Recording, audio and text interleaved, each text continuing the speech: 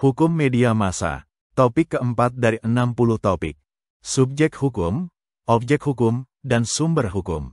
Bagian kedua. Undang-undang sebagai sumber hukum. Peraturan perundang-undangan adalah peraturan tertulis yang dibentuk oleh lembaga negara atau pejabat yang berwenang dan mengikat secara umum. Sesuai dengan ketentuan dalam Pasal 1 Ayat 2 Undang-Undang Nomor 12 Tahun 2011 tentang pembentukan peraturan perundang-undangan, undang-undang itu mempunyai dua arti, yaitu, 1.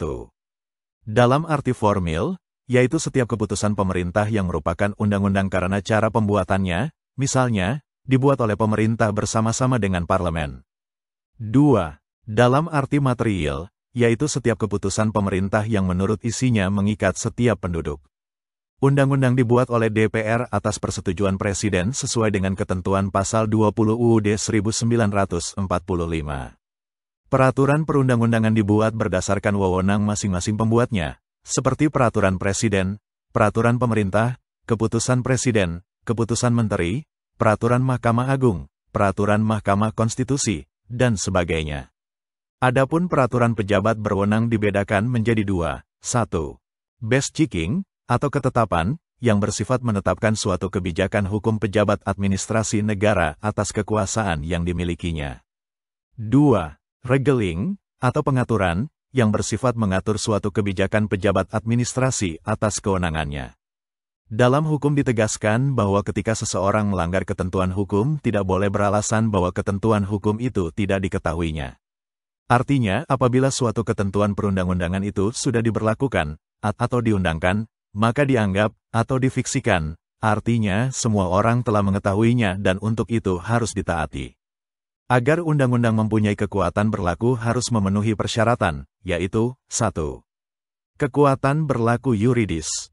2. Kekuatan berlaku sosiologis, dan 3. Kekuatan berlaku filosofis. Adapun syarat diberlakukannya undang-undang secara yuridis sebagai berikut. 1. Ketentuannya harus didasarkan pada norma yang lebih tinggi tingkatannya. 2. Keharusan adanya kewenangan dari pembuat peraturan perundang-undangan. Setiap peraturan harus dibuat oleh badan atau pejabat yang berwenang. 3. Keharusan adanya kesesuaian bentuk atau jenis peraturan perundangan dengan materi yang diatur terutama jika diperintah oleh peraturan perundang-undangan yang lebih tinggi atau sederajat. 4. Keharusan mengikuti tata cara tertentu sesuai dengan tata cara pembentukan peraturan perundang-undangan. Apabila tata cara tersebut tidak diikuti, maka dapat dinyatakan batal demi hukum. 5. Keharusan tidak bertentangan dengan perundangan yang lebih tinggi tingkatannya. 6. Keharusan untuk tidak bertentangan dengan UUD 1945 dan Pancasila. Sedangkan syarat berlakunya undang-undang secara sosiologis adalah sebagai berikut. 1. Peraturan perundang-undangan harusnya merupakan cermin dari perilaku masyarakat atau living law. 2. Peraturan dapat diterima oleh masyarakat secara sukarela, alamiah, dan spontan. Suryono Sukanto menyatakan bahwa, 1. Teori kekuasaan, secara sosiologis kaidah hukum berlaku karena paksaan penguasa, terlepas diterima atau tidak oleh masyarakat. 2. Teori pengakuan, kaidah hukum berlaku berdasarkan penerimaan dari masyarakat tempat hukum itu berlaku. Adapun syarat peraturan perundang-undangan agar berlaku secara filosofis sebagai berikut. 1. Maksudnya undang-undang harus sesuai dengan cita-cita hukum sebagai nilai positif tertinggi, yaitu Pancasila dan UUD 1945.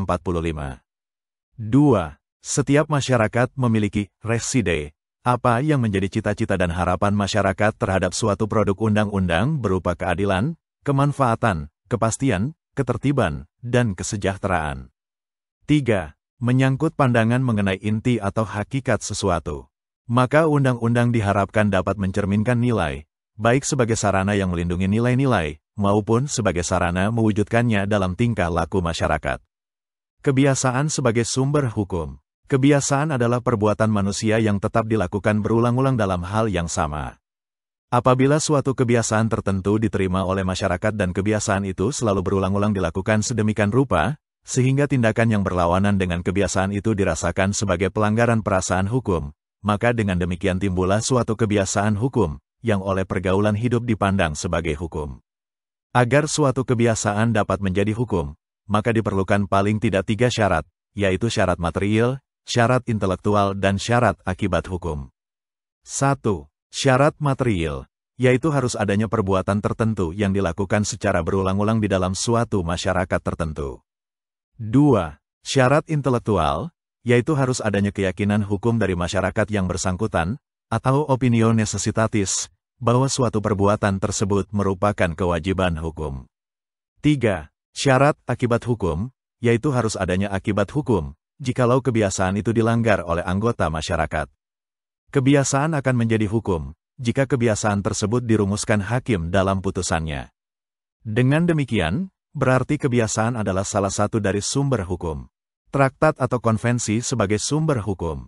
Traktat adalah perjanjian yang diadakan oleh dua negara atau lebih yang mengikat, tidak saja kepada masing-masing negara itu, melainkan mengikat pula warga negara-negara dari negara-negara yang berkepentingan.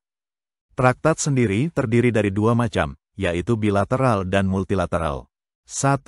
Traktat bilateral, yaitu traktat yang diadakan hanya oleh dua negara, misalnya perjanjian internasional yang diadakan antara pemerintah RI dengan pemerintah asing terhadap perdagangan.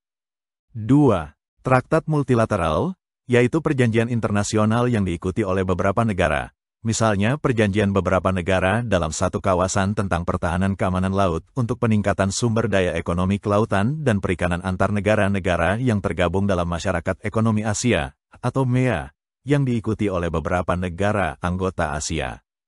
Jurisprudensi sebagai sumber hukum. Jurisprudensi adalah keputusan hakim yang terdahulu yang dijadikan dasar pada keputusan hakim lain sehingga keputusan ini mengilhami dan menjadi pedoman bagi hakim untuk memutuskan perkara hukum yang sama pada waktu yang berbeda.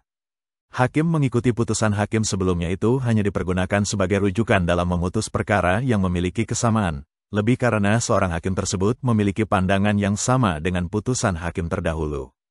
Kendati jurisprudensi ini tidak mengikat pada semua hakim secara mutlak, namun jurisprudensi kerap menjadi salah satu sumber hukum. Pendapat ahli atau doktrin sebagai sumber hukum. Pendapat sarjana hukum, atau doktrin, adalah pendapat seseorang atau beberapa orang ahli di bidang ilmu hukum yang reputasi dan integritasnya memadai dalam ilmu hukum. Pada umumnya ahli hukum adalah para praktisi hukum dan ilmuwan atau akademisi hukum dari perguruan tinggi terkemuka. Pendapat ahli ini kelak dapat dijadikan sebagai pedoman dasar yang diyakini kebenarannya atau suatu doktrin hukum yang dapat menjadi alat bagi hakim untuk menjadi pertimbangan dalam memutuskan suatu perkara, yang di dalam perkaranya tersebut kabur atau belum jelas dasar hukum yang tertuang dalam peraturan perundang-undangan yang mengakibatkan hakim perlu mendengarkan pendapat para ahli hukum tertentu dalam sidang majelis hakim. Perjanjian sebagai sumber hukum. Perjanjian dapat menjadi salah satu sumber hukum karena berpedoman pada asas hukum, yaitu Pacta Sunt Servanda, di mana seseorang terikat oleh suatu perjanjian antar pihak dalam suatu peristiwa hukum, maka perjanjian itu berlaku sebagai hukum yang mengikat kedua belah pihak. Perjanjian sendiri adalah kesadaran untuk mengikatkan diri antar para pihak dalam suatu peristiwa hukum dan masing-masing pihak menyepakati apa yang telah diperjanjikan dalam bentuk akta perjanjian. Itulah topik keempat hukum media massa, yang disajikan di channel Bernard Simamora Tutorial, untuk membantu para mahasiswa agar memperoleh pemahaman yang lebih baik, serta untuk menambah wawasan masyarakat umum. Zaman ini, siapapun perlu melek hukum, agar tidak menjadi korban kesalahan penerapan hukum. Ratusan tutorial ilmu hukum, ilmu pemerintahan, ilmu komunikasi, manajemen, ilmu administrasi dan lainnya disajikan di channel ini. Video dituturkan dan disubtitelkan agar dapat ditonton, dibaca sambil didengarkan. Untuk pemahaman yang lebih baik, putar dan dengarkan video tutorial berulang-ulang. Subscribe dan like, agar Anda mendapatkan update tutorial lainnya. Bagikan link video ini, agar teman lain juga mendapatkan manfaat channel ini. Sampai jumpa.